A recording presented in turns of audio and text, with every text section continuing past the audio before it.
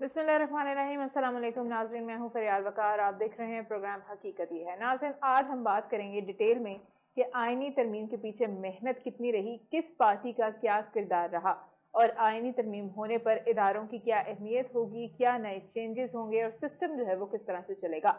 मेरे साथ इस वक्त मौजूद हैं फैसल इदरीस भट्ट साहब। अस्सलाम वालेकुम। वालेकुम अस्सलाम। भट्ट साहब, आईनी तरमीम के पीछे पहले तो मेहनत पे हमने पहले भी बात की थी कि इस तरह की मेहनत हमने कभी आवाम की खिदमत में तो नहीं देखी जो हमने आईनी तरमीम के पीछे देखी।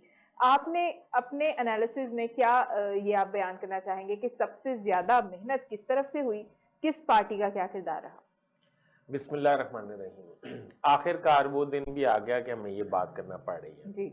असल में बात ये है कि एक मैं आपको वाकया गुजारिश करूंगा, मुझे सुनाने की इजाज़त दें। जी। और पर ये समझ लें कि इस वाकये का आईनी तरमीम से कोई लेना देना नहीं। अच्छा। मैंने जर्नलिज्म का आगाज़ क्राइम रिपोर्टिंग से किया। जी। जब क्राइम रिपोर्टिंग से किया तो मैं उस वक्त मेरे एक साहब जानने वाले थे जो ख़वातीन के कॉलेज के बाहर ख़वातीन पर हुटिंग करना है उनका मशगला था और उन्हें तंग करना वो अपना फ्राइज़ में समझते थे। अच्छा। मैं कुदरती तौर पे मेरे एडिटर साहब ने मुझे कहा कि आप SHO जो है एक लगवा दें, ये मेरा कोई अजीज़ है उसे। मैं गया और रिक्वेस्ट की, वो SHO साहब के ऑर्डर उसी इलाके में हो गए जहाँ पे वो साहब ये बोंडी हरकतें करते थे। अच्छा। तो जब वो उधर ऑर्डर हो गए, जब वो उधर चले मैं SHO साहब ने मुझे कहा जी कि बहुत शुक्रिया और मेरे लायक कोई हुक्म हो तो आपने मुझे बताना है। मैं क्या अर्ज़ है कि इधर ना कुछ उबाश नौजवान जो हैं वो बच्चियों को तंग करते हैं तो उनका तो कला कमा करें। उसने कहा जी ठीक है। उसने ना जी खैर पुलिस ने उनको पकड़ लिया या जो भी किया। अब मुझे उसके बाद का वाकया नहीं पता। अच्छा। अब वो जो साहब हैं वो मुझे 2-3 रोज़ के बाद मिले और उन्होंने मुझे कहा कि भट्ट साहब बड़ी ज़्यादती की आपने, हम आपको फ़ोन करते रहे, आपने फ़ोन ही नहीं अटेंड किया, ये वो। तो मैं कहा खैरियत क्या हो गया जी? तो उसने कहा जी हुआ ये कि हमें वो कॉलेज के बाहर, वो मखसूस कॉलेज का नाम लिया, उसके बाहर पकड़ लिया पुलिस ने। और पुलिस ने पकड़ के हमें हमारे साथ बहुत, पर अल्लाह का शुक्र है जब अल्लाह इज्जत दे रहा हो तो फिर कोई मसला नहीं। अच्छा। तो मैं बड़ा हैरान हुआ, मैं कहा अच्छा ये बच गया। फिर मैं कहा फिर क्या हुआ? उसने कहा जी पुलिस दोनों तरफ से आई, उसने मैं घेर लिया और फिर छुट्टी का टाइम था, बच्चियां बहुत रश था वहाँ, तो वहाँ पे पुलिस हमें घेर के अंदर ले गई कॉलेज के। अच्छा। और जाके सारी लड़कियों के सामने, सैकड़ों लड़कियां थी, सबको कहा जी कान पकड़ लें। कहता अब मैंने सोचा कि आप मेरी तो इज्जत ही नहीं रहेगी अगर मैंने कान पकड़ लिए, तो मैं तो चौधरी हूँ यहाँ का। कहता सब ने पकड़ लिए तो मैंने नहीं पकड़े। अच्छा। मैं कहा हैं क्यों? उसने कहा नहीं आप समझे नहीं, मुर्गा उन्होंने कहा ना बांध लो। अच्छा। तो वो टांगों के नीचे, पता है ना मुर्गा कैसे बनते हैं, जी। टांगों के नीचे से यूं कान पकड़ते थे हम। तो कहते मैंने यूं नहीं पकड़े, मैंने यूं बैठ के कान पकड़ लिए जब अल्लाह ताला इज्जत दे। ओके। मैं क्या फाइन। ठीक है। तो फिर उन्होंने कहा जी कि बात ये है कि उन्होंने कहा सब लड़के कहे कि ये हमारी बहनें और हम आइंदा के बाद इधर नहीं आएंगे। तो कहते जी सारों ने कहा मैंने नहीं कहा। अच्छा। फिर मैं कहा फिर? कहते फिर ये हुआ कि SHO साहब ने कहा कि सारे मुर्गे जो हैं वो दरवाजे की तरफ मुंह करें और SHO साहब पीछे से ठुड्डा मारते थे और वो यूं मुर्गा गिरता था और भाग जाता था। तो मैं तो क्योंकि टांगों के नीचे से कान नहीं पकड़े हुए थे, मैंने यूं जब SHO साहब ने ठुड्डा मारा तो थोड़ा सा ही लगाया मुझे, तो मैं भाग पड़ा हूँ। बस अल्लाह का शुक्र है मैं गिरा नहीं, बड़ी इज्जत से आबरू से मतलब मैं भागा हूँ। ठीक है ना? ठीक है। अब इस वाक्य का आईनी तरमीम से कोई लेना देना नहीं, पहले ये समझ लें। ठीक है। बात कित्थों शुरू की थी सी तुसी ते कित्थे आके खत्म की थी? बिल्कुल। बस फेस वैल्यू ही रह गई थी जी, जिसको बचाने के लिए आईनी तरमीम अब जरूरी थी। और मेरा ये जाती तौर पे ख्याल ये है कि ये जो तरमीम मतलब मेन जो फाइनल हुई है, मेरा ये ख्याल है कि इनकी वैसे जरूरत भी थी पाकिस्तान को, पर अगर पहले हम बहुत सारी शिकें ना डालते और इतनी मेहनत ना करते, पूरी हुकूमत पूरे वसाइल बुरोकार ला के ये काम कर रही थी। एक चीज बताइएगा, सीनियरिटी काउंट कैसे होती है? हाँ जी, सीनियरिटी काउंट इस तरह होती है कि लाइक आप और मैं एलिवेट होके हाई कोर्ट से, या हाई कोर्ट में ही, या सुप्रीम कोर्ट की बात कर रहे हैं तो सुप्रीम कोर्ट की बात करते हैं, हम दोनों चले गए हैं सेम डेट में सुप्रीम कोर्ट हमने रिपोर्ट कर दिया जी, ठीक है, हम एलिवेट हुए। अच्छा, अब इस पे आपने मेरे से पहले, यानी कि मैं और आप गए हैं ज्वाइन करने, आपने मेरे से पहले ज्वाइनिंग रिपोर्ट साइन कर दी है। अच्छा, तो आपने 5:10 पे साइन किया है, मैंने 5:12 या 11 या 15 मिनट पे साइन किया है, तो आप में से सीनियर हो गई। बेशक सेम डे है, बेशक सेम डे है, मिनटों का फर्क जो है उससे सीनियर जूनियर का मतलब वो म्यार बनाया जाता है। अच्छा, साकिब निसार साहब के दौर में उन्होंने जस्टिस मुनीब को एलिवेट कर दिया था, जबकि डिजर्व जो है वो जस्टिस याया करते थे, ये उस वक्त पेशावर हाई कोर्ट के चीफ जस्टिस थे, और जस्टिस मुनीब ने आके पहले ज्वाइन कर लिया था, इसलिए वो उनसे सीनियर हो गए और या जूनियर हो गए। अब देखें, आप कुछ कर रहे होते हैं, अल्लाह ताला कुछ कर रहा होता है, पूरी दुनिया मिलके किसी को किसी की तरक्की, किसी की बेहतरी रोकना चाहे तो अल्लाह ताला जो है वो ना चाहे तो वो नहीं रोक सकती। अब किसी और की तरक्की भी बड़ी मशरूत है इन चीजों के साथ। हाँ, मैं बताता हूँ। अच्छा, अब दूसरी बात ये है कि हजरत मूसा ने अल्लाह से पूछा ना कि अल्लाह ताला आप कब मुस्कुराते हैं, आप मुस्कुराते भी हैं कभी? तो अल्लाह ताला ने फरमाया कि मुस्कुराता हूँ। वो किस वक्त? उन्होंने कहा उस वक्त जब मैं किसी को नवाजना चाह रहा हूँ तो पूरी दुनिया उसको डिवैल्यू करना चाह रही हो, डिग्रेड करना चाह रही हो, उससे महरूम रखना चाह रही हो, तो फिर मैं मुस्कुराता हूँ कि ये क्या कर रहे हैं। फिर अगर मैं किसी को मतलब डिवैल्यू करना चाहूँ, मैं बेइज्जत का लफ्ज जान के नहीं बोल रहा, अल्लाह ताला गफूर रहीम है और शायद ये इतने सख्त लफ्ज उनसे हमें मंसूब नहीं करने चाहिए, तो मैं किसी और पूरी दुनिया मिलके उसको ताकत के उस मनसब पर रखना चाहती हो तो फिर भी मैं मुस्कुराता हूँ। बिल्कुल। अच्छा, अब बात यह है कि पूरी पाकिस्तान जो है वो क्या चाह रहा था वो आपको पता है, और फिर क्या हुआ वो भी आपको पता है। बिल्कुल ठीक है, और मजीद हम डिटेल में बात करेंगे कि किस पार्टी का क्या किरदार रहा और क्या मकासद या क्या फायदे। अभी मैंने जस्टिस याया वाली वापसी पे आपको स्टोरी सुनानी। ठीक है नाज़रीन, हम एक ब्रेक के बाद दोबारा हाजिर होंगे, हमारे साथ रहिएगा। वेलकम बैक नाज़रीन। और आईनी तरमीम के हवाले से किस पार्टी ने क्या रोल प्ले किया और सबसे ज़्यादा फ्रंट पे हमें जो लोग नज़र आए वो कौन कौन थे, और व्हाट्सअप जो है वो क्योंकि बहुत अंदर की खबरें रखते हैं और अंदर की स्टोरीज हमें बताते हैं, तो व्हाट्सअप से ये ज़रूर जानना चाहेंगे किस पार्टी का क्या किरदार देखते हैं। पीपल्स पार्टी के हवाले से बिलावल भुट्टो आपको पता है इंतहाई एक्टिव नजर आए, उन्हें क्या सपने दिखाए गए थे ये भी बात खुलने वाली है। हाँ। कि क्या वजह थी वो इतने एक्टिव, जिसलिए उन्होंने इतनी मेहनत की, जिसके लिए उन्होंने इतनी मेहनत की, रात 2 बजे तक मौलाना फजल रहमान की मिन्नत समाजत की। हाँ। अब अगली बात ये है कि मेरा ये ख्याल है कि पीपल्स पार्टी ने बहुत मेहनत की, मुस्लिम लीग नून जो है वो फ्रंट फुट पे नजर नहीं आई। आप देखें मुस्लिम लीग नून के लोग फ्रंट फुट पे नजर नहीं आए, इसकी मुझे समझ नहीं आई। शहबाज शरीफ साहब बहुत एक्टिव थे, बाकी बुजरा और बतौर पार्टी मतलब नवाज शरीफ साहब, मरीम नवाज साहब के एतराजात थे। तो और आपको पता है बिलावल भुट्टो और फजल रहमान जो हैं वो नवाज शरीफ को जाती उमरा में मनाने के लिए गए थे, और उन्होंने कहा कि उन्होंने हमारी कोई काफी सारी बातें मान ली हैं या इत्तेफाक कर लिया। अब मेरा ये ख्याल है कि हुकूमत को भी सुकून में आ जाना चाहिए, और जो इस तरमीम से पहले शंघाई तावन तंजीम का इजलास हुआ है उसके समरात जो हैं अब मुल्क में आने शुरू हो जाने चाहिए ताकि मुल्क जो है दोबारा से बेहतर तरीके से तरक्की कर सके। अच्छा, समरात के हवाले से जब तक अवाम को रिजल्ट्स नहीं नजर आएंगे, वो जैसे हम उसकी संगीनी पे बात कर रहे थे कि शंघाई ताउन तंजीम है, हमें लॉ एंड ऑर्डर ठीक रखना है, हमें कुछ ऐसा नहीं करना चाहिए कि वो हमारे मुल्क के बारे में कोई बैड इमेज जाए, इन चीज़ों की रियलिटीज़ के साथ अवाम तब इनको समझेगी जब उन्हें वाकई कुछ समरात को फ़ायदे नज़र आएंगे। पीटीआई ने जिस तरह से लोगों को बाहर निकालने की कोशिश की, लोगों को इस बात का यकीन होगा कि वाकई इस इवेंट का कोई फ़ायदा है, तो ही वो अपने ये सोचेंगे कि हमने नहीं बाहर आना, हमने कोई ख़राबी नहीं करनी। आप क्या समझते हैं समरात अवाम तक क्यों नहीं पहुंचते और अवाम को इस चीज़ की यकीन दहानी क्यों नहीं होती? एक बात तो ये तय है, पीटीआई ने अब कुछ अरसे में ये साबित किया है कि वो अवाम की तर्जुमान नहीं बल्कि अवाम के हकूक की दुश्मन जमात है। उसकी वजह है वो कि वो जो भी पॉजिटिव काम हो रहा होता है पाकिस्तान में उस वक्त वो एहतजाज की कॉल दे देते हैं।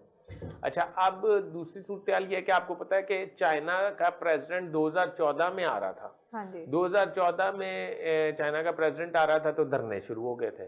اب آپ مجھے بتائیں کہ آج بات کر رہے ہیں لوگ، کریڈٹ لے رہے ہیں، اتنی بڑی بات کر رہے ہیں کہ جے شنکر صاحب محترم عالی جناب وزیر خارجہ انڈیا کا، وہ پاکستان تشریف لے آئے. انہوں نے بڑی گپ لگائی، بڑی باہمی دلچسپی کے امور پہ، وہ ایک دوسرے دا حال چال ہی پوچھیا ہور کی کیتا جائے. ٹھیک ہے، بڑی دلچسپی. وزیر اعظم نے ایک طرف سے بیٹھ لیا. اچھا اب سنیں، میں آپ کو بتاتا ہوں حالات جب خراب کرنے ہوں. پی ٹی آئی کی میں بات بتا رہا ہوں آپ کو کہ یہ وہی، میں ماضی میں اس کو لے جاؤں تو میں نے اپنی ہوش میں نواز شریف کو، میں جرنلزم میں تھا اس وقت، نواز شریف کو دیکھا.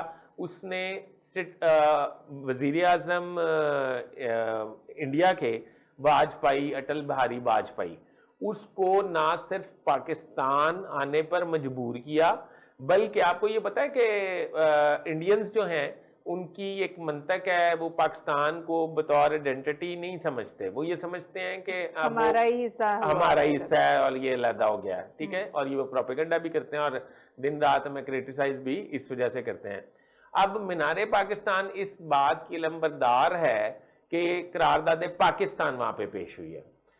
اٹل بہاری، میں اس میں رپورٹنگ میں اس کو کور کر رہا تھا اس فنکشن کو. اٹل بہاری واجپئی بطور وزیر اعظم بھارت میاں نواز شریف کے ساتھ مینار پاکستان تشریف لے گئے اور انہوں نے اپنی کمنٹس بک میں پازیٹیو چیزیں لکھی پاکستان کے حوالے سے.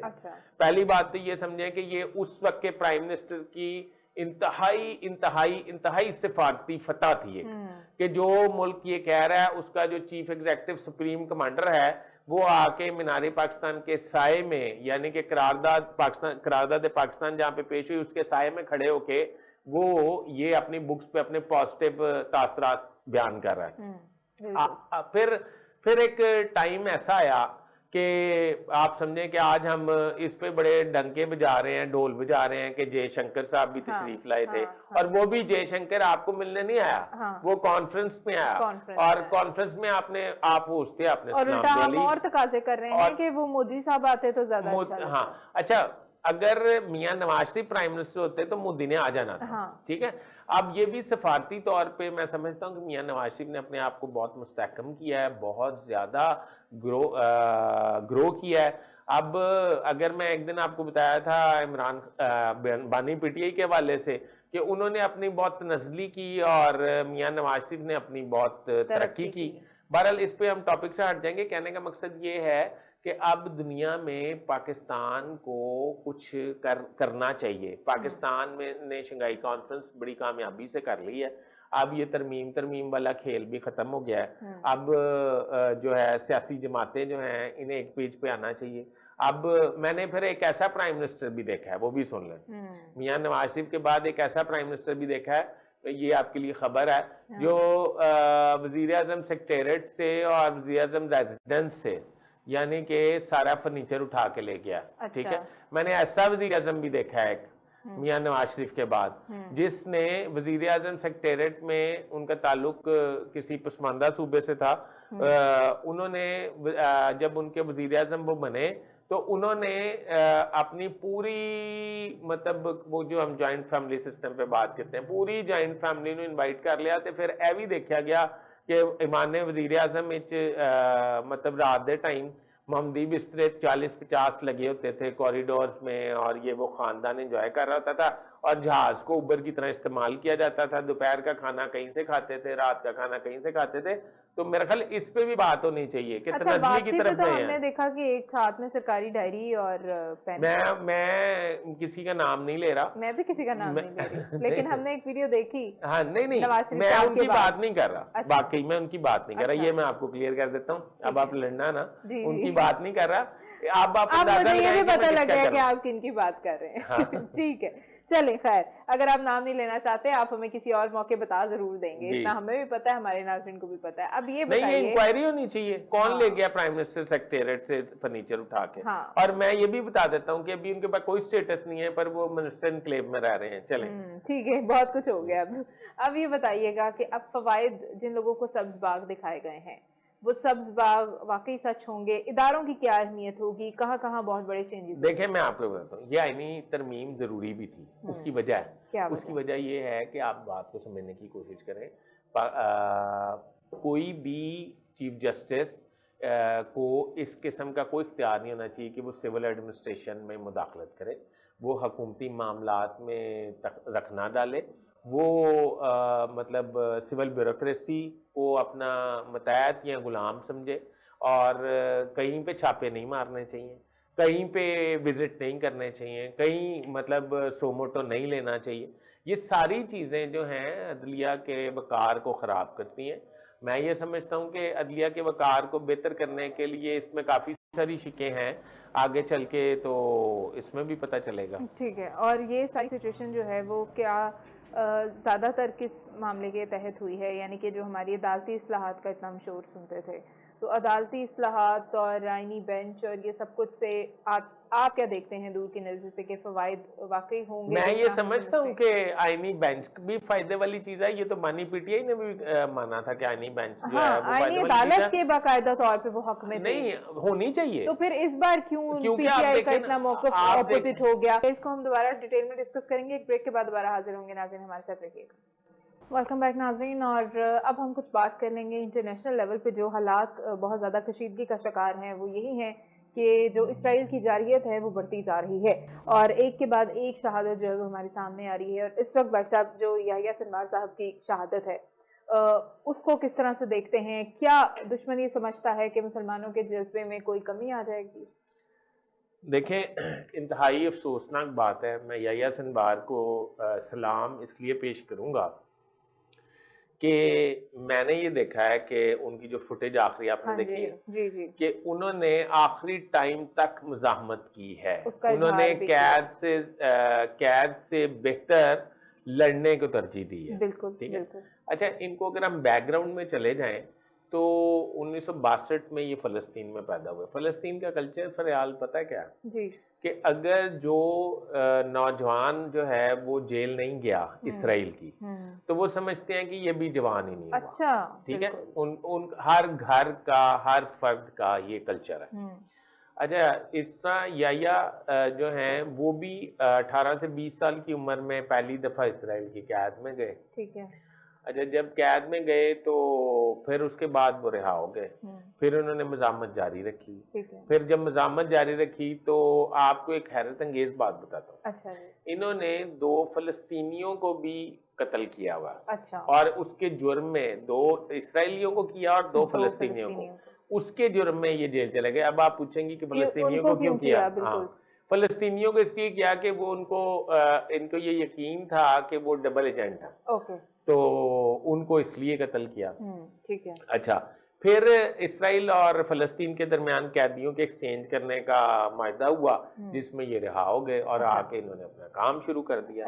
اچھا اب یہ جو ماڈرن زندگی سے بہت دور رہتے تھے، یہ گیجٹس وغیرہ موبائل سے ان کا کوئی تعلق نہیں تھا۔ ان کے بارے میں یہ سنا ہے کہ وہ لیٹر بھی ہاتھ سے لکھتے تھے اور لوگوں کو مطلب پیغام ہاتھ سے لکھ کے بھیجتے تھے۔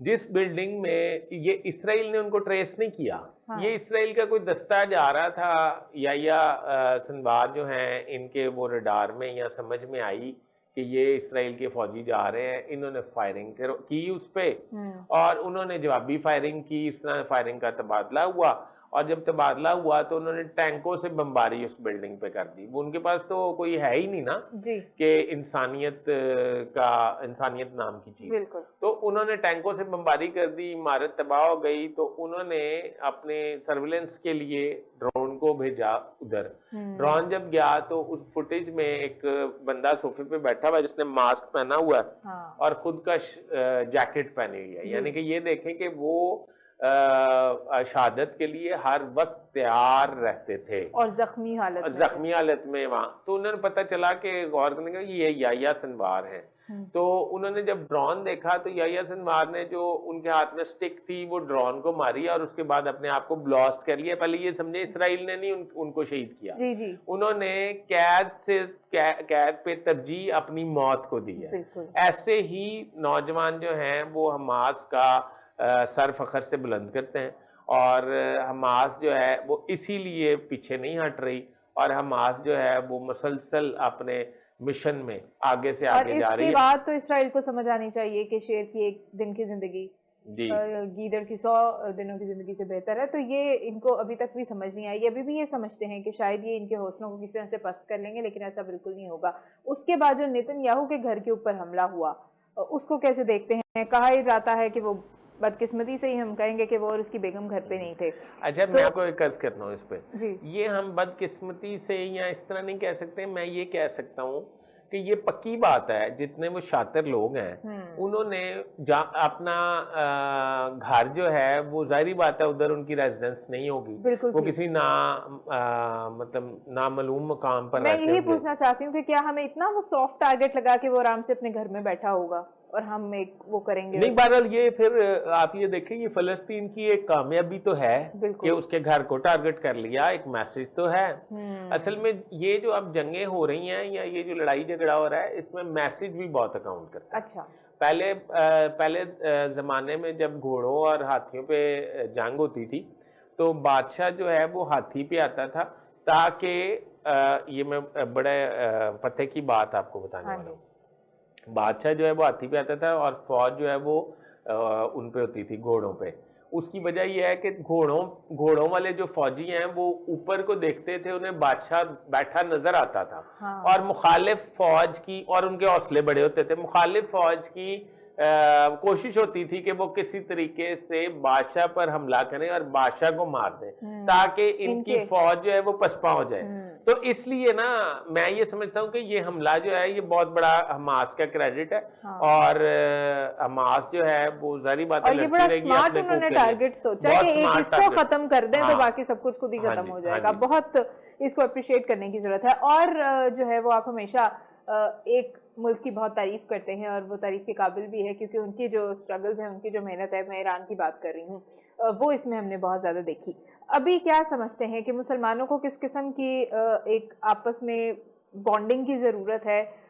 ایران کی طرح باقی کنٹریز کو بھی ایک پیج پہ آنا ہی ہوگا، آخر پھر ہی یہ مسئلہ حل ہوگا، اکیلے تو فلسطین نہیں کر سکتا۔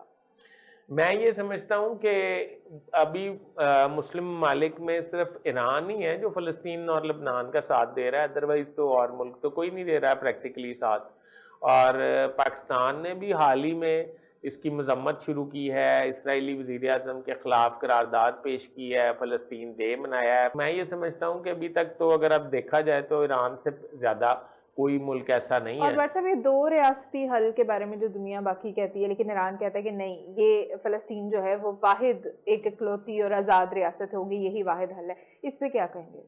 میرا یہ خیال ہے کہ فلسطین کا جو موقف ہے وہ زیادہ اسٹرانگ ہے، اور اسرائیل اگر اپنی جارحیت کے ذریعے فلسطین پہ قبضہ کر کے وہ تو 2 ریاستی کو نہیں نا مانتے، اسرائیل تو نہیں 2 ریاستی کو مانتے، یہ تو ایک جو آپ سمجھیں کہ وہ ہیں لوگ جو مسالت کرانا چاہتے ہیں۔ ہاں، تو مسالت تو اسرائیل کے کسی کہنے پہ نہیں کر رہا، وہ جتنی جارحیت کر رہا ہے، جتنے بچوں کو اگلے دن جو ہم نے پروگرام کیا تھا جس میں کتنے 100 معصوم بچے جو ہیں وہ شہادت کے رتبے میں فائز ہو چکے ہیں، 42,000 سے زیادہ شہادتیں ہو چکی ہیں، اور پتہ نہیں کتنے لوگ جو ہیں خاندان صفائی ہستی سے 900 خاندان صفائی ہستی سے مٹ چکے ہیں، اور کتنے خاندان ہیں جن کا ایک ایک شخص بچہ ہے، تو وہ بھی تو عذاب کی زندگی جیے گا جب وہ اپنے۔ ہاں، تو پھر میرے خیال صلح جو ہے نا وہ اسرائیل کو یہ یہاں سے تو پہلے روکنے والا ہو نا کوئی، پھر اس کے بعد مسالت کی بات کرے نا، مسالت کی بات بعد میں کی جائے، اور پہلے جو ہے وہ ان کے لیے آزادی کا تو کوئی ماحول بنایا جائے، جو ابھی تک